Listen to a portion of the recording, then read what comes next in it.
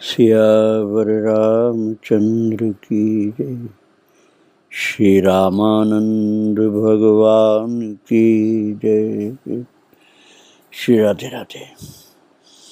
भक्तों, प्रकृति देवी अर्थात भगवान की सेवा में सदा संलग्न माया, योग माया, भगवान ने कहा ना, मम माया दुरत्या, मेरी माया है। माया प्रभु की है, वो प्रभु की शोभा करती है, प्रभु के कार्य करती है। और जो प्रभु का शरणागत होता है वो उसको तो सताती नहीं है, शासन नहीं करती है, लेकिन अन्य लोगों के ऊपर उसका कड़ा शासन रहता है। मामे वे प्रपद्यन्ते मायाम एताम तरन्ति ते दैवीहेषा गुणमयी मम माया दुरत्या। गीता जी के 7वें अध्याय में प्रभु ने कहा। और वही प्रभु जब श्री रामानंद भगवान अर्थात संत के रूप में श्री चित्रकूट धाम में विराजमान थे, तो संपूर्ण प्रकृति पुरुष की सेवा में लग गई थी। पुरुष और प्रकृति दो ही जो तत्व हैं, लेकिन विशिष्टाद्वैत संप्रदाय में 3 तत्व हैं, जीव, ब्रह्म और माया। तो उस समय प्रकृति ने भगवान की शोभा बढ़ाने के लिए अथवा एक और लीजिए उनको आनंद देने के लिए चित्रकूट का श्रृंगार कर दिया। कल आप श्रवण कर रहे थे, पूरा वर्णन तो अब मैं दोबारा नहीं करूंगा, लेकिन आपको याद होगा कि कैसे हरी हरी लताएं, वृक्ष चारों ओर पर्वत को आच्छादित किए हुए सुंदर लग रहे थे। जंगल के हिरन आदि जीव जंतु उछल रहे थे, कूद रहे थे, और पक्षी चहक रहे थे, और आपने श्रवण किया था कैसे झरने झर रहे थे। सुंदर शिलाओं पर वन के वृक्षों के प्रतिबिंब पड़ रहे थे। पानी पड़ा हुआ था शिलाओं पर, इसलिए प्रतिबिंब पड़ रहे थे। चित्रकूट में जो गए होंगे उन्होंने देखा होगा, जब खूब जल वृष्टि हो रही हो तो कामदगिर की शिलाओं पर वृक्षों के प्रतिबिंब दिखाई पड़ते हैं। पुष्प की ऋतु हो तो पुष्पों के भी प्रतिबिंब दिखलाई पड़ते हैं। रात में जुगनू चमकते थे। भक्तों, ये सब वर्णन आपने कल श्रवण किया था। लताओं में तरह तरह के फूल खिले हुए थे, मोर नाच रहे थे, कोयलें गा रही थी। ऐसा लगता था पपीहा बंसी बजा रहा है, पी पी पी पी ध्वनि कर रहा है। और संत समाज में श्री सीताराम नाम कीर्तन हो रहा था,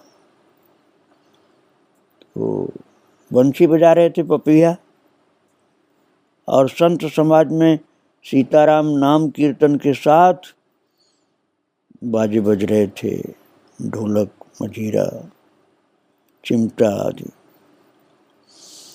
और सुंदर कदम के फूल ऐसे लग रहे थे मानो खेल प्रिय प्रकृति ने इन गेंदों को खेलने के लिए बनाया हो, गोल गोल कदम के फूल।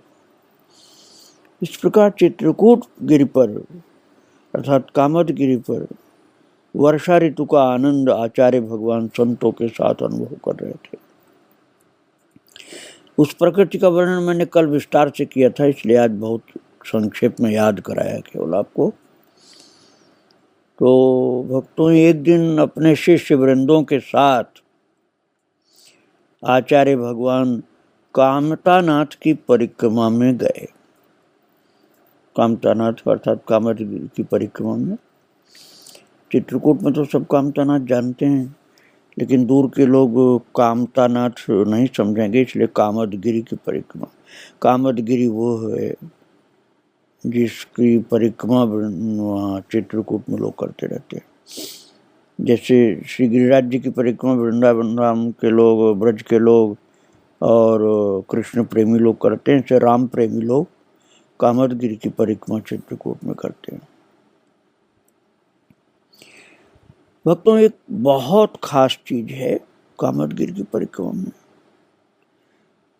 भरत जी महाराज जहाँ भगवान श्री राम जी से मिले थे, उन दिनों प्रभु कामदगिरी के ही एक भाग में विराजमान थे। जब आप परिक्रमा में चलते हैं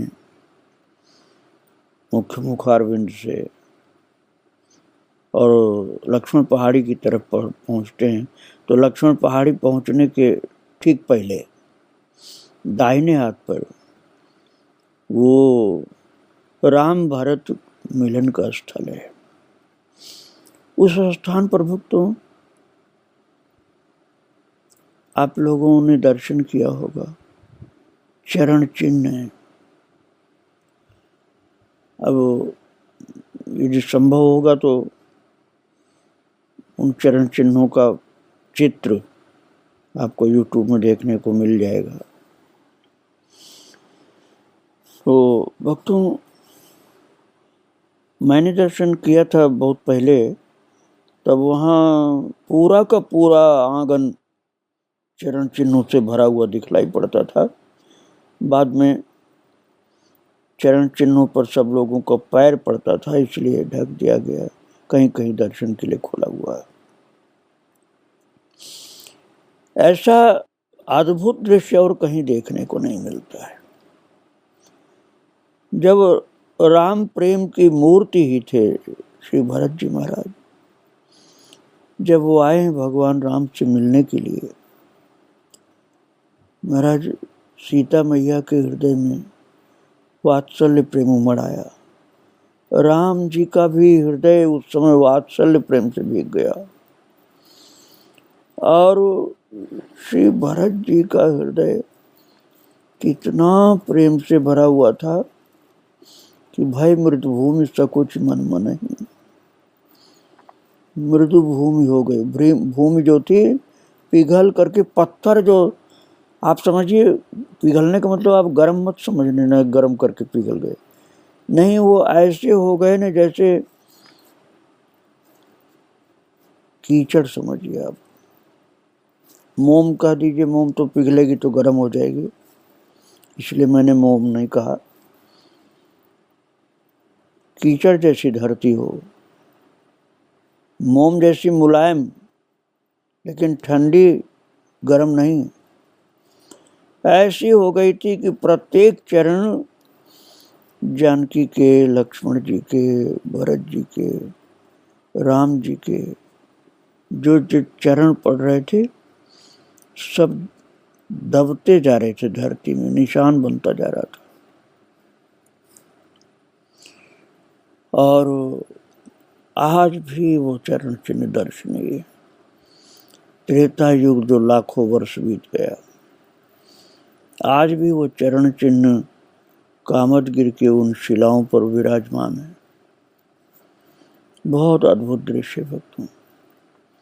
यदि आप कभी चित्रकूट जाएं तो कामदगिरी की परिक्रमा जरूर करें, और कामदगिरी की परिक्रमा करते हुए लक्ष्मण पहाड़ी के निकट जब पहुंचे तब वहीं पता कर लें, परिक्रमा में दाहिने हाथ पर राम भरत मिलन स्थल है। उसके अंदर जाना होता है, बाउंड्री के अंदर। तो वहां पर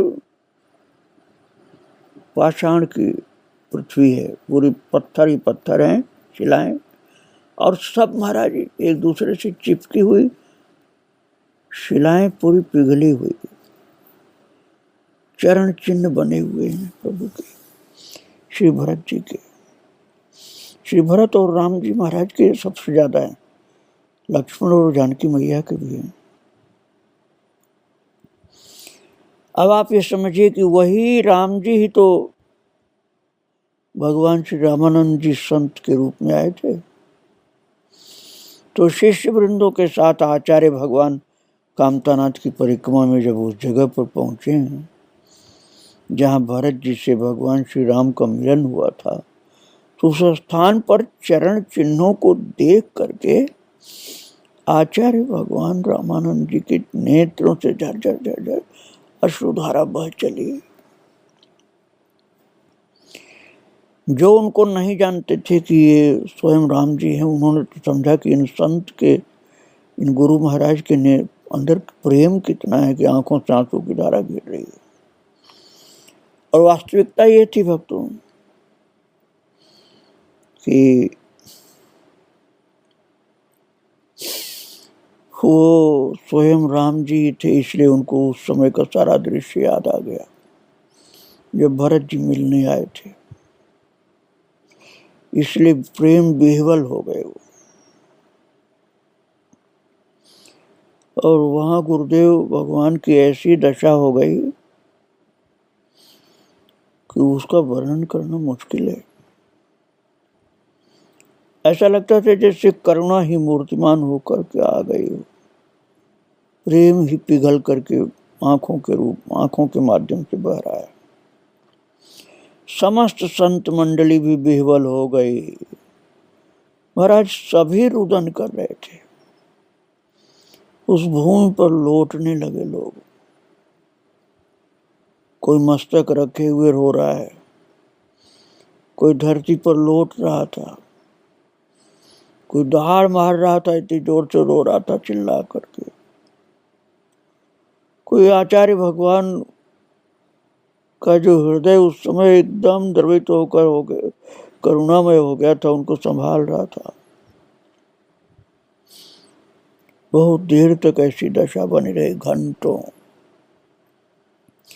और जब कुछ सावधान हुए आचार्य भगवान, संभल करके बैठे हैं मुश्किल से, तब श्री सुखानंद जी ने प्रार्थना करते हुए पूछा, हे अंतर्यामी, हे हृदयेश्वर गुरुदेव भगवान, यहाँ श्री भरत मिलाप हुआ था ना? वक्तों में आपको पहले सुना चुका हूँ 12 महाभागवत लोगों के चरित्र में कि शिव जी के ही अंशावतार थे सुखानंद जी। अब वही शिव जी पूछ रहे हैं राम जी से कि भरत मिलाप की लीला किस प्रकार हुई थी गुरुदेव भगवान। वो प्रेममयी कथा कृपा करके थोड़ा सुना दीजिए। तब आचार्य भगवान ने कहा, वो मैं वर्णन नहीं कर सकता सुखानंद, मुझसे बोला नहीं जाएगा। अरे वो लीला प्रत्यक्ष ही क्यों न देख लेते हो तुम। ऐसे कह करके अपनी अद्भुत महिमा से त्रेता में हुई वो लीला प्रत्यक्ष करके दिखला दी महाराज। अब यहां जल्दी बुद्धि काम नहीं करेगी।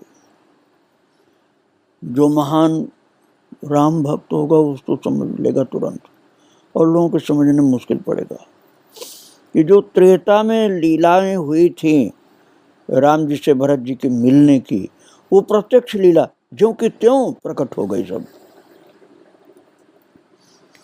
गुरुदेव भगवान ने प्रकट करके दिखा दिया, क्योंकि वही तो राम जी थे।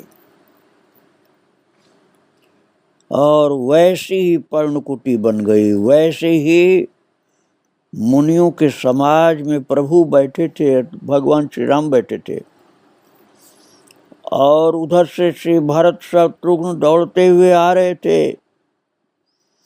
उधर अयोध्या के सभी लोग रोते हाहाकार करते आ रहे थे। और महाराज श्री भरत जी का आना सुनते ही प्रभु श्री राम जी मिलने को दौड़े हैं।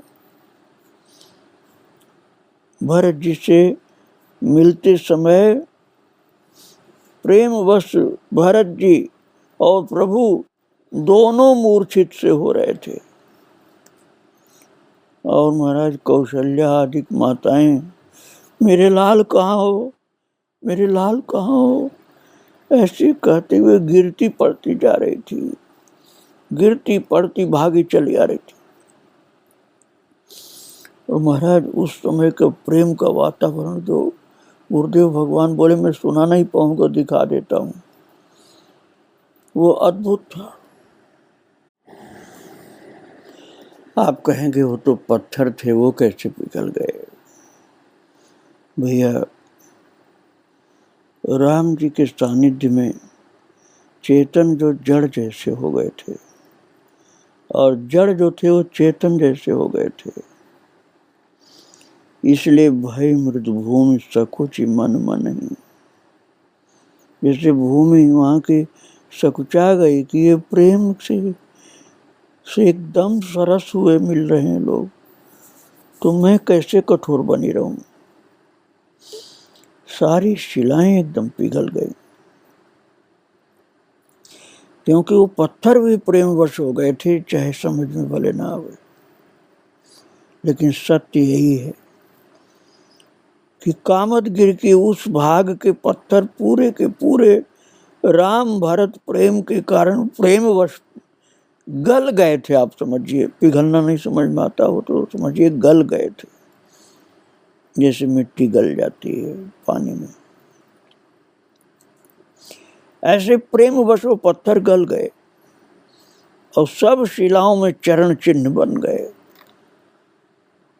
जहां जहां प्रभु के चरण पड़ते जाते थे, भरत जी के और उनके प्रेमियों के चरण चिन्ह बनते जा रहे थे।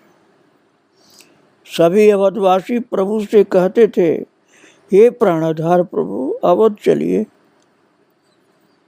अब आप समझिए भाग्यशाली संत लोग जो गुरुदेव भगवान के साथ थे, इन लोगों ने अपनी आंखों से देखा था महाराज ये दृश्य, क्योंकि त्रेता युग के दृश्य को गुरुदेव भगवान ने प्रकट कर दिया था उस समय। बोले मैं बोल नहीं पाऊंगा, दिखा देता हूं तुम्हें। सभी अयोध्यावासी प्रभु से कह रहे थे, हे प्राणाधार प्रभु अयोध्या चलिए। कोई हाथ पकड़ रहा था, आप चलिए महाराज, यहाँ जंगल का दुख मत भोगिए, आप यहाँ जंगल में कष्ट पाएंगे, हम लोग जीवित कैसे रहेंगे। कोई तो चरण में लुंठित हो रहा था, चरण पकड़ करके प्रेमाग्रह कर रहा था, कोई मूर्छित होकर के गिरा जा रहा था। और भक्तों, ये लीला भगवान रामानंद जी के साथ गए हुए सब लोगों ने अपने आंखों से देखी, प्रत्यक्ष देखा लोगों ने, और सब अयोध्या वासियों की तरफ से ही व्याकुल हो गए। जितने साधु थे, जितने भक्त थे, वैसे ही ठीक व्याकुल हो गए जैसे त्रेता युग में अयोध्या वासी व्याकुल हुए थे राम को जंगल में देख के। ठीक उसी तरह से संत लोग, भक्त लोग जो रामानंद भगवान के साथ थे, वो उनको अपने शरीर की सुध भी भूल गई और वो सब भी कहने लगे, हे श्री राम जी अयोध्या लौट चलिए। वो भी बोल रहे महाराज, वो साधु महात्मा लोग भी बोल रहे थे, क्योंकि इस बात को भूल गए कि हम कलयुग में हैं, हम कलयुग में आए हुए हैं, ये भूल गए। वो समझ रहे हैं त्रेता युग की जो लीला हो रही उसमें हम भी हैं। इसलिए सब कहने लगे, हे श्री राम जी प्रभु अयोध्या लौट चलिए। ऐसे बार बार विनय करने लगे। उन सब की ऐसी दशा देख करके आचार्य भगवान ने सोचा कि इनकी दशा बहुत ज्यादा बिगड़ जाएगी ये दृश्य देख करके। इसलिए कृपा के कारण आचार्य भगवान ने थोड़ी देर के बाद वो सारी लीला छिपा ली, अंतर्धान कर दिया उस लीला को। जो त्रेता युग के भरत राम मिलन की लीला प्रकट किया था गुरुदेव भगवान ने, वो सब अंतर्धान कर दिया, छिपा लिया। तब समस्त संत आश्चर्य करते हुए इधर उधर देखने लगे, जैसे अब सोते से जगे हों, और सब चौंक रहे थे कि क्या हुआ। हम लोग तो त्रेता युग की लीलाएं देख रहे थे, प्रत्यक्ष देख रहे थे, सबका दर्शन किया हमने, और अब पता चल रहा है कि हम कलयुग में आए हुए हैं। और पश्चात वही लीला बार बार स्मरण करके आनंदित होकर के गुरुदेव की महिमा पर मुग्ध होने लगे सब। बहुत प्रीति बढ़ गई सबके अंदर, इतना प्रीति बढ़ गई राम जी भरत जी के प्रति कि आंसू की धार रुकती नहीं थी, रोमांच होता था, कंपन होता था शरीर में, मूर्छा सी आती थी, कोई कुछ बोलता नहीं था, रोता ही रोता था। सबको लगा कि आज हम लोगों ने त्रेता युग के राम जी का प्रत्यक्ष दर्शन किया, श्री भरत जी का, कौशल्या माता का, लक्ष्मण जी का, सीता मैया का दर्शन प्राप्त किया। ये गुरुदेव भगवान की कृपा से हमें असंभव दृश्य से संभव होकर के दिखलाई पड़े।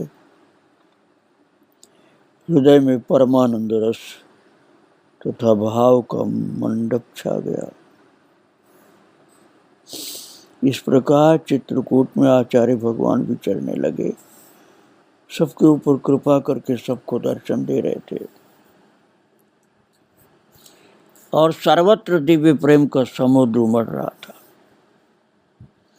श्री जानकी कुंड का प्रेम से दर्शन किया, जहाँ जानकी मैया मंदाकिनी से जल लेने के लिए आती थी,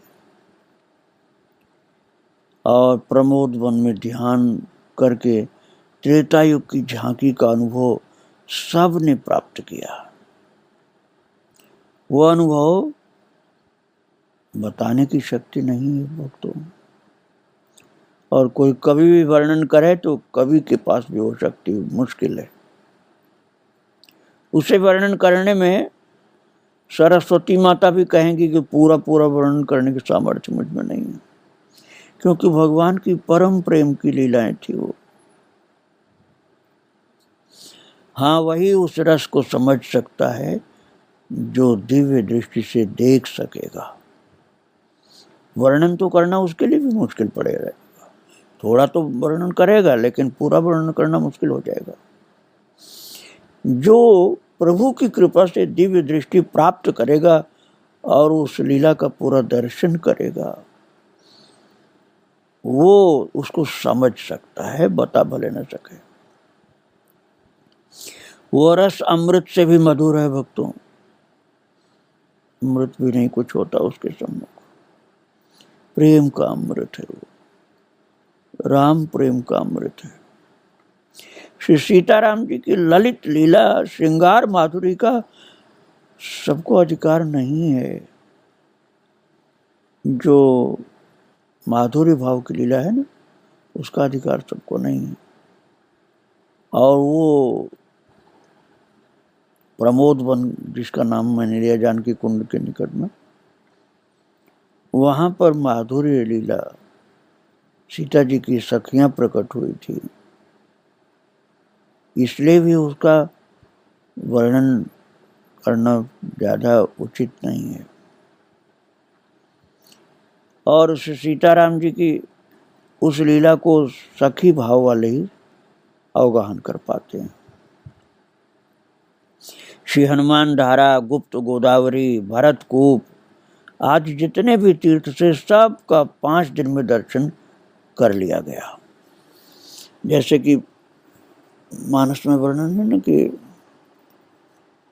देखे पुन तीरथ सकल भरत 5 दिन मांझ, ठीक ऐसे ही 5 दिन में गुरुदेव भगवान और उनके साथ आए हुए लोगों ने चित्रकूट के सब तीर्थों का 5 दिन में दर्शन किया।